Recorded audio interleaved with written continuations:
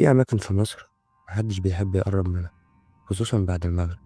أماكن مش بس مسكونة، لأ، دي مفتوحة على عوالم تانية. واحدة من الأماكن دي هي محطة قطار مهجورة في العياط. النهاردة هحكيلكم القصة اللي وصلتني من واحد كلمة وبيقول إنه رجع، بس مش كل اللي بيروح بيرجع. القصة حصلت في صيف 2018. طارق، شاب عنده 27 سنة، شغال في شركة سياحية صغيرة في المعادي.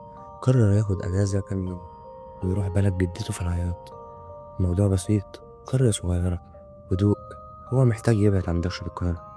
لكن جدته حذرته: يا طارق، لما الليل يدخل ما تنزلش ناحية المحطة القديمة، فيها حاجات مش مظبوطة.